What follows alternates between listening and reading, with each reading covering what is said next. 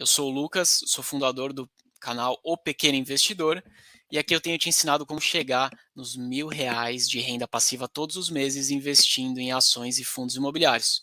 E hoje a gente vai falar sobre como saber se uma ação na Bolsa de Valores está sendo negociada descontada, ou seja, se uma ação está barata ou se uma ação está cara.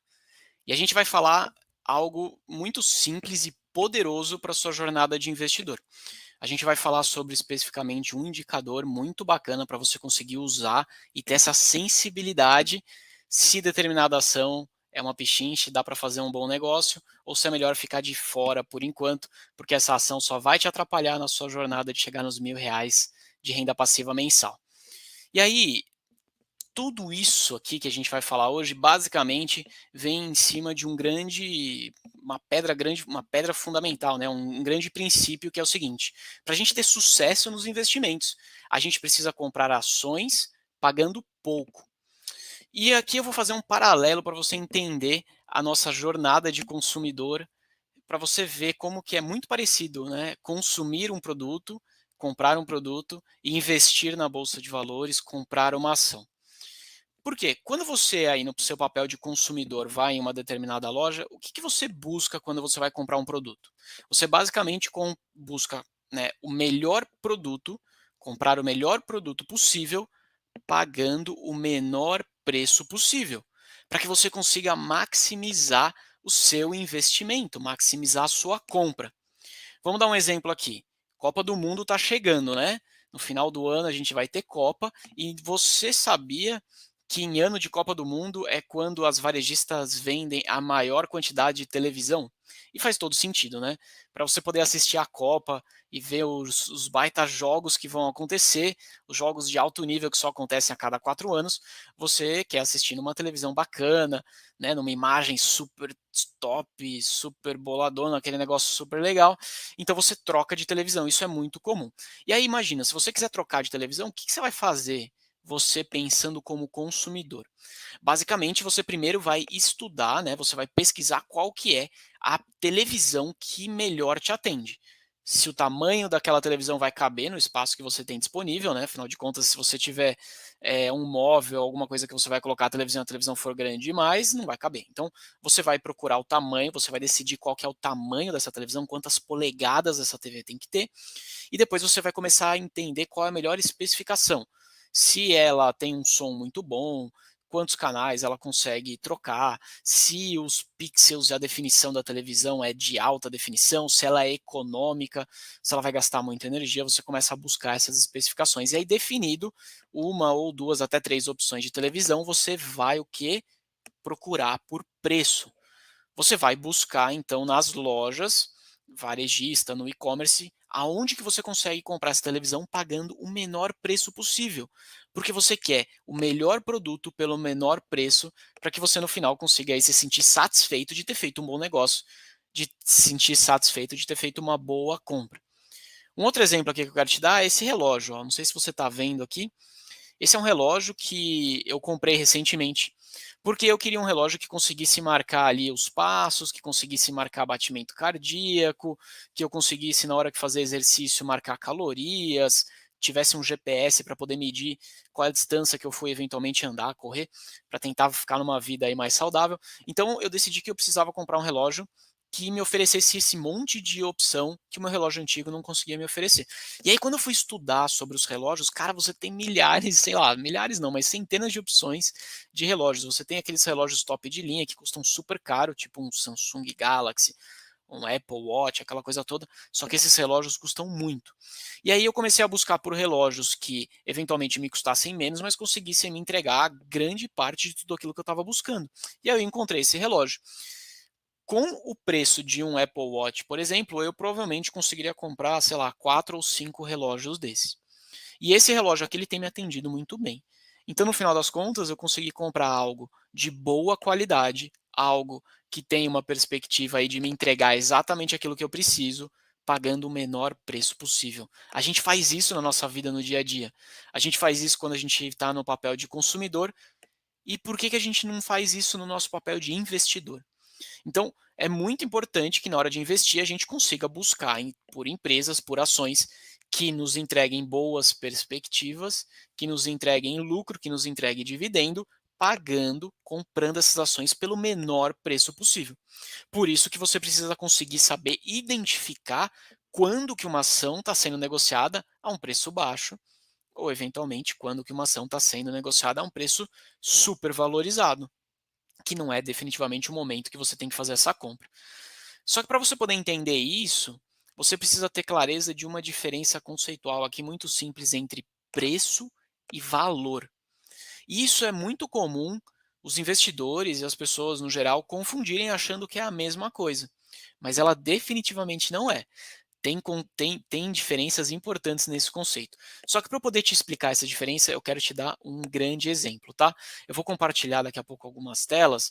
Se você estiver no Instagram e quiser ir para o YouTube, você vai encontrar o link na descrição, e aí você vai conseguir ver essas telas lá no YouTube. Então, basicamente, vamos imaginar o seguinte, ó.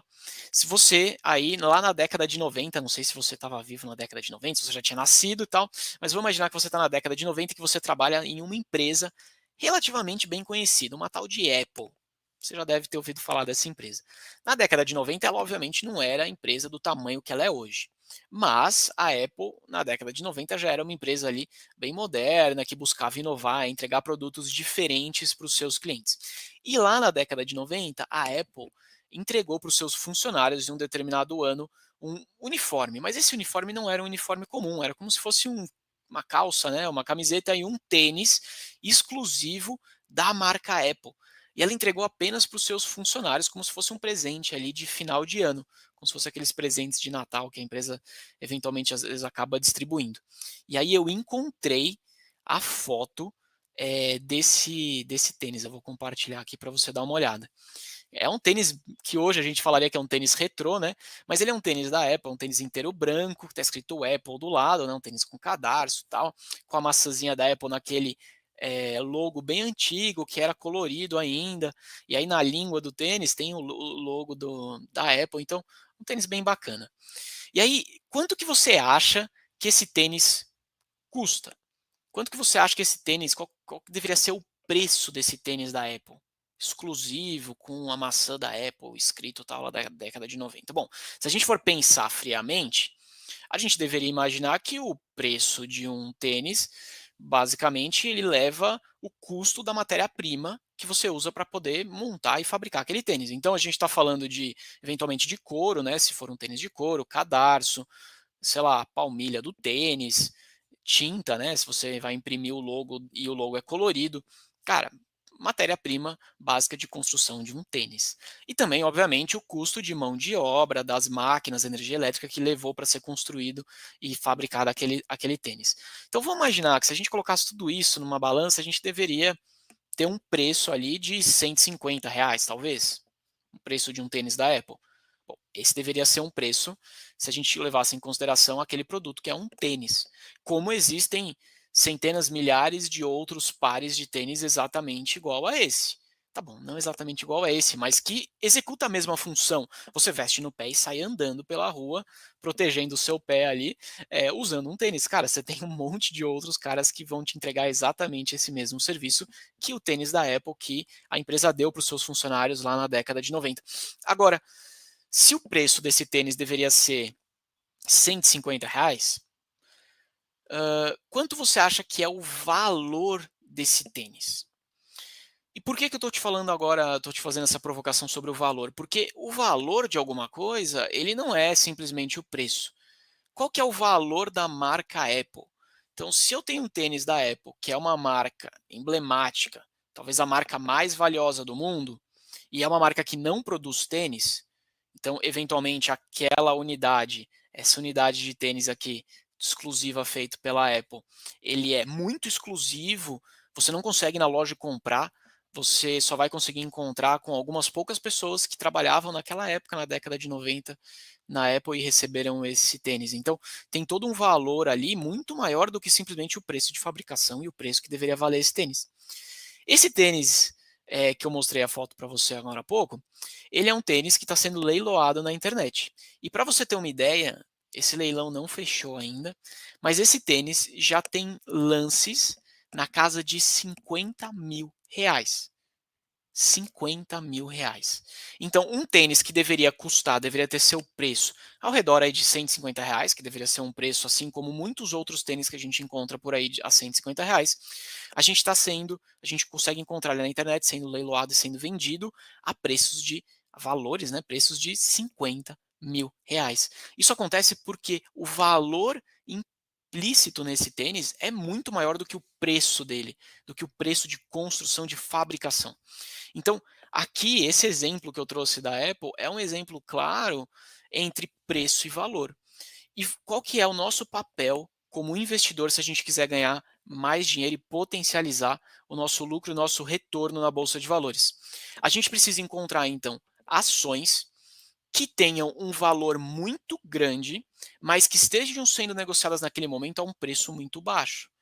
Porque é exatamente nessa diferença entre preço e valor que a gente vai conseguir ganhar de fato bastante dinheiro, que a gente vai conseguir de fato potencializar o nosso crescimento de patrimônio e potencializar a nossa geração de dinheiro e, consequentemente, depois a nossa geração de renda.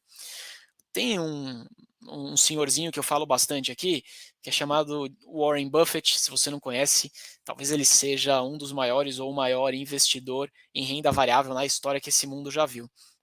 E ele é o maior não porque ele conseguiu a melhor rentabilidade de todos os tempos, mas porque ele conseguiu uma rentabilidade muito boa, com muita consistência, por mais de 52 anos. E contando, tá? Porque ele continua aí investindo no seu auge dos seus 94, 95 anos e ele continua fazendo resultados bem acima da média.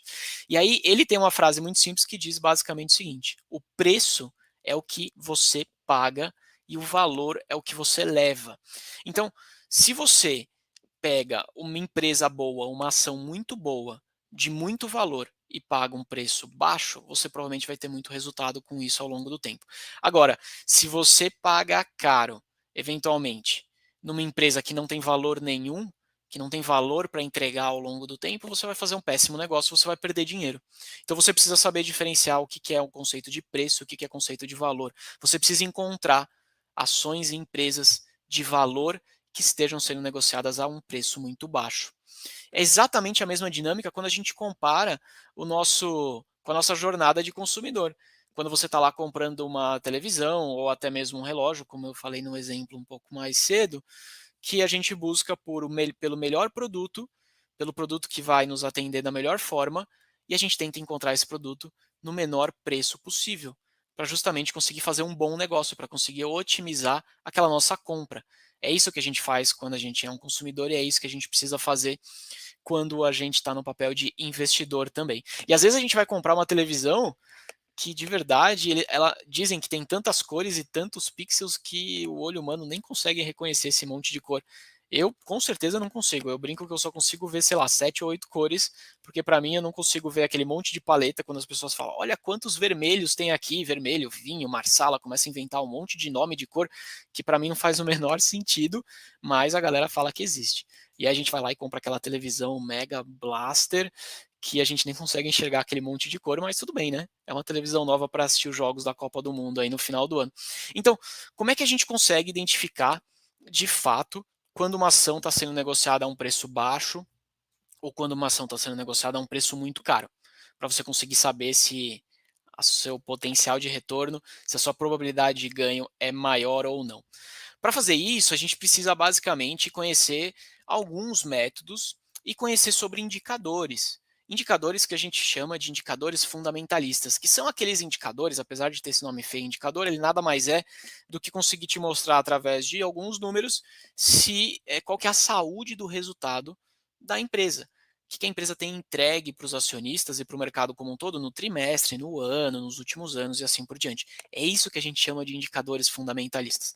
E existe um desses indicadores, entre vários, mas existe um muito específico que eu particularmente gosto bastante.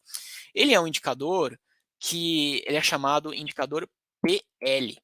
E aí você vai falar, pô, Lucas, o que é indicador PL? Indicador PL nada mais é do que uma sigla para preço-lucro. E por que esse indicador é muito bacana? Porque de forma muito simples, ele vai fazer uma relação, ele vai comparar qual que é o preço que determinada ação está sendo negociada naquele momento versus o lucro que esta mesma ação, que esta mesma empresa entregou ao acionista nos últimos 12 meses, ou seja, no último ano. E aí, quando você faz essa relação, preço da ação neste momento, dividido pelo lucro que a ação entregou nos últimos 12 meses, você consegue ter uma sensibilidade se você está pagando caro ou barato pelo lucro que a empresa gera.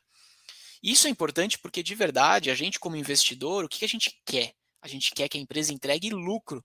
A gente quer que a empresa gere grana para ela fazer duas grandes coisas. Ou ela vai gerar grana e vai conseguir reinvestir no próprio negócio para ela continuar crescendo, o que também é ótimo, né? Porque a empresa vai se tornando maior e vai conseguindo chegar em mais consumidores, ganhando market share, vendendo mais e consequentemente lucrando mais. Ou ela vai pegar esse lucro e vai distribuir para os acionistas em forma de dividendos. E aí, para nós que estamos nessa grande missão de conseguir construir R$ 1.000 de renda passiva todos os meses, através de ações aí, fundos imobiliários, dividendo é muito importante. Então, para a empresa conseguir distribuir dividendo, ela tem que ter lucro. Então, o lucro, ele é parte central na hora de você conseguir analisar uma empresa. Se a empresa não tem lucro, amigo, de verdade, o cenário não é bom. Essa empresa, você vai ter que entender bem a fundo o que está acontecendo, porque ela não vai conseguir se sustentar. Ela, eventualmente, se ela ano após ano continuar entregando prejuízo, como é que ela vai se manter aberta? E nem sonha, então, receber dividendos, né? Você só consegue receber dividendo quando a empresa lucra. Se ela não lucra, não tem dividendo. Então, esse indicador PL, ele é uma excelente ferramenta para a gente conseguir identificar esse preço, porque ele vai fazer o preço dividido pelo lucro. Quanto mais alto for o PL, mais caro você está pagando pelo lucro da empresa. E, por consequência, quanto mais baixo o PL, mais barato você está pagando pelo lucro da empresa. E, convenhamos, né? Você conseguir comprar alguma coisa que gera muito lucro pagando pouco, me parece um excelente negócio. É que nem comprar a televisão super boladona Master Plus com 800 milhões de cores que você nem consegue enxergar, pagando um valor bem baixinho, pegando numa baita promoção com cupom de desconto para assistir o seu jogo na Copa do Mundo no final do ano. Então, o preço-lucro, esse indicador PL, é um dos indicadores muito legais. E para você poder entender, eu vou dar um exemplo agora prático, e esse exemplo ele é real. Eu não inventei da minha cabeça esses números, eu peguei esses números de verdade de uma ação, de uma empresa, que eu não vou falar o nome aqui para não expor, a não ser que vocês queiram muito, se vocês quiserem que eu fale qual é a empresa, então escreve aí para mim, que aí no final, se tiver bastante gente pedindo, eu te conto.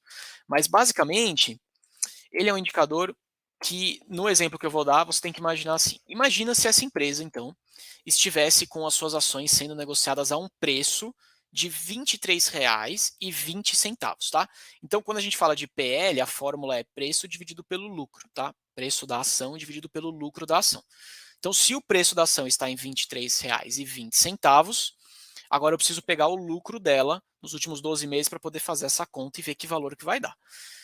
Essa ação aqui, esta empresa, ela que estava com a sua ação sendo negociada a R$ 23,20, ela entregou um lucro nos últimos 12 meses por ação de 10 centavos. Então, se a gente pegar todo o lucro da empresa e dividir pela quantidade de ações que essa empresa tem no mercado, a gente chegou em 10 centavos por ação. Olha que doideira. Quando a gente faz essa conta, esse cálculo, R$ 23,20 dividido por 10 centavos, que é o lucro, a gente chega numa relação PL, numa relação preço-lucro, de 232. 232, que loucura, né? Como é que você interpreta isso? Você vai olhar o seguinte: se eu então comprar a ação nesse momento a R$ 23 e ela continuar me entregando um lucro igual ela me entregou no último ano, de 10 centavos, quer dizer que eu demoraria 232 anos, 232 anos para ter o meu investimento, ou seja, para ter esse preço que eu paguei na ação retornado para mim em forma de lucro. Isso não quer dizer que você vai receber todo o valor do lucro, porque a empresa pode ou não querer distribuir todo o lucro, tá? Mas é uma referência. Cara, 232 anos. Você não vai estar vivo, por mais que você queira viver bastante, eu também quero, mas você não vai estar vivo aqui para ver esses 232 anos passar. Você não vai estar vivo para ver essa empresa conseguir te devolver todo o preço que você pagou naquela ação em forma de lucro. Pô, mas aí você vai perguntar, Lucas, por que que então alguém em sã consciência pagou 232 232 vezes, né, o preço daquela ação, se ela não vai nem estar viva aqui. A resposta basicamente é uma única resposta. Porque aquele investidor que pagou um PL de 232, ele acredita que o lucro da empresa não vai se manter constante como ele foi nos últimos 12 meses, aqueles 10 centavos desse exemplo. O lucro vai crescer de tal forma que aquele preço que ele pagou, na verdade, ele vai receber esse valor antecipado, ele não vai ter que esperar 232 anos, ele vai receber antes.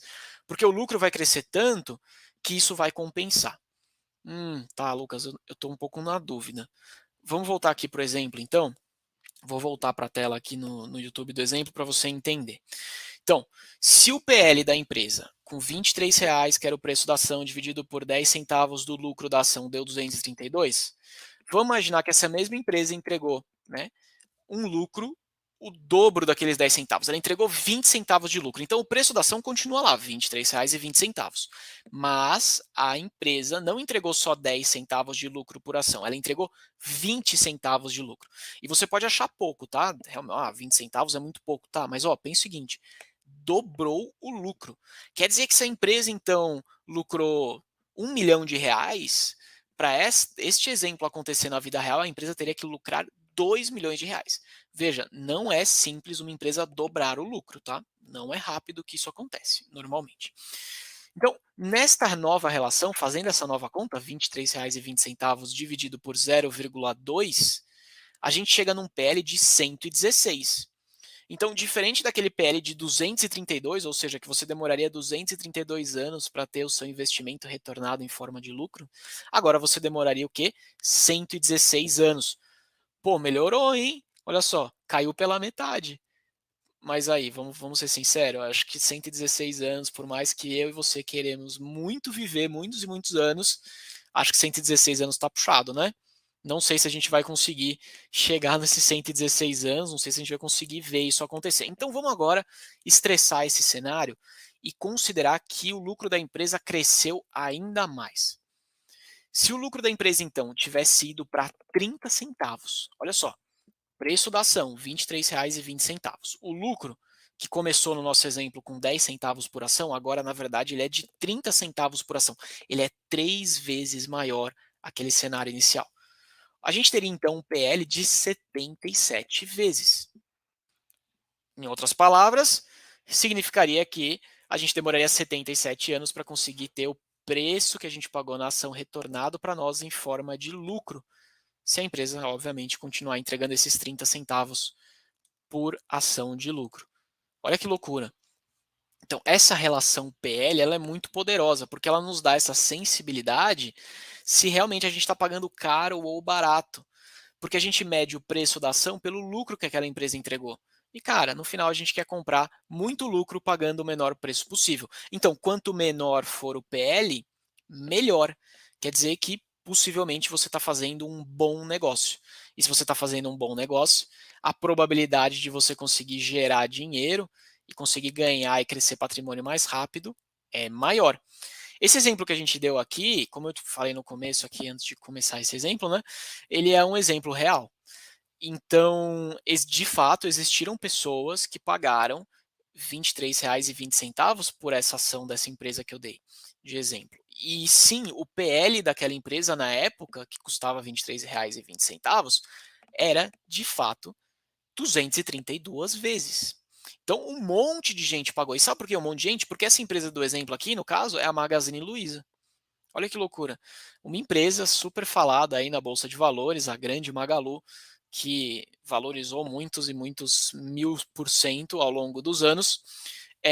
Em dado momento, no ano passado, ela estava sendo negociada a um PL de mais de 200 vezes, 232 vezes aqui. E de fato, houveram investidores que pagaram R$ 23 por uma ação de Magazine Luiza, sendo que ela entregava só 10 centavos. Hoje a ação da Magazine Luiza está sendo negociada não mais em R$ 23,20, ela está sendo negociada em torno de R$ 2,20. R$ 2. Quer dizer que ela se desvalorizou 90%. Mais ou menos, tá? 90% de desvalorização. Se você tivesse R$ 100 investido em Magazine Luiza, comprado a R$ 23,20, se você tivesse R$ 100 investido, hoje você teria aí próximo de R$ 10. Olha que coisa maluca. E aí, você pode até pensar: "Pô, Lucas, mas Magazine Luiza não é uma empresa ruim, né?" Cara, não é, definitivamente não é. Magazine Luiza deve estar nas top 3 melhores e maiores varejistas aqui do Brasil. Então não é uma empresa ruim. É uma empresa que tem uma logística mega avançada, ela entrega super rápido. Se você morar numa capital aí, você já deve ter comprado eventualmente no e-commerce da Magazine e você já testou quão rápido é a entrega deles. Talvez só o Mercado Livre consiga entregar mais rápido, então tá lá nas melhores empresas de ponto de vista logístico.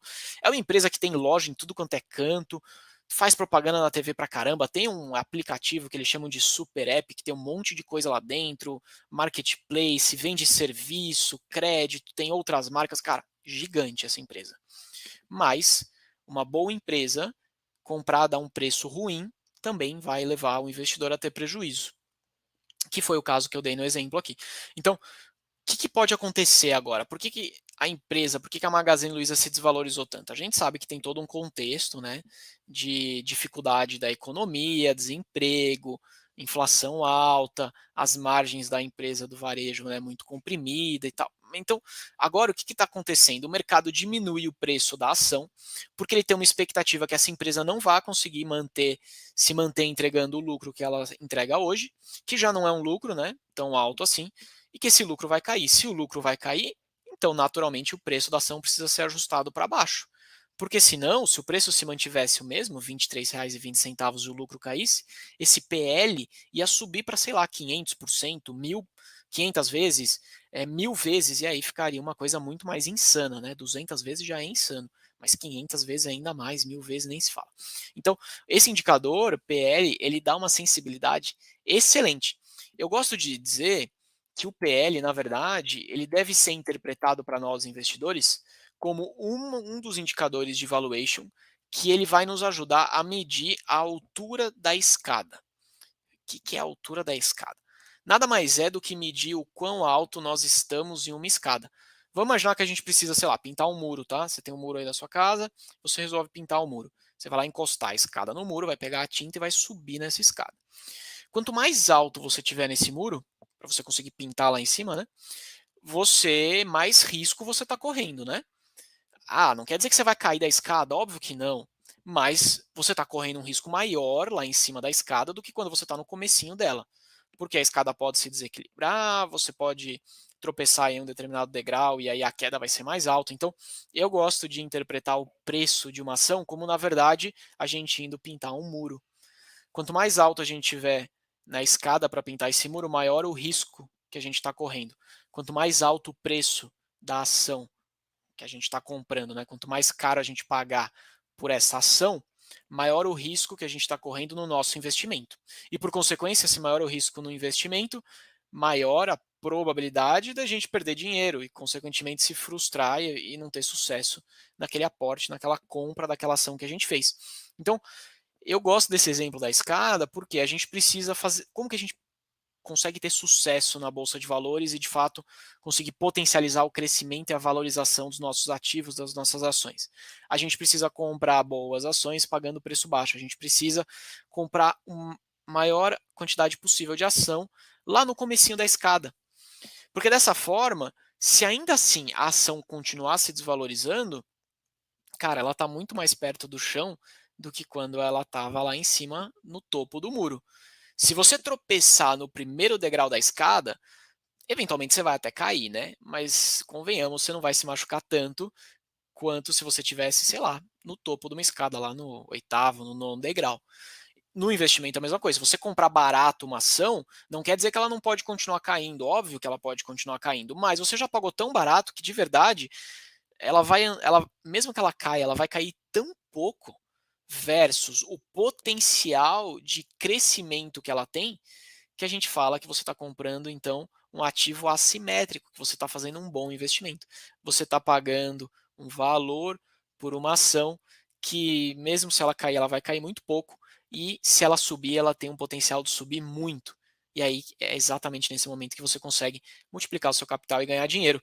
Então, se você ainda não investe, ou se você está investindo e você acha que você está investindo mal, a minha última e maior dica é continue me seguindo aqui no canal, continue no Instagram e no YouTube, que eu estou gerando uma porrada de conteúdo para tentar te ajudar nessa sua jornada, para conseguir colocar mais ferramentas na sua caixa de ferramenta, para que você consiga de fato construir aí esses R$ 1.000 de renda passiva todos os meses, investindo em ações e fundos imobiliários, tá bom? Espero que você tenha entendido essa aula, gostado sobre o que a gente falou nesse tema de hoje e que você faça a partir de agora melhores compras e melhores investimentos na renda variável. Grande abraço, boa noite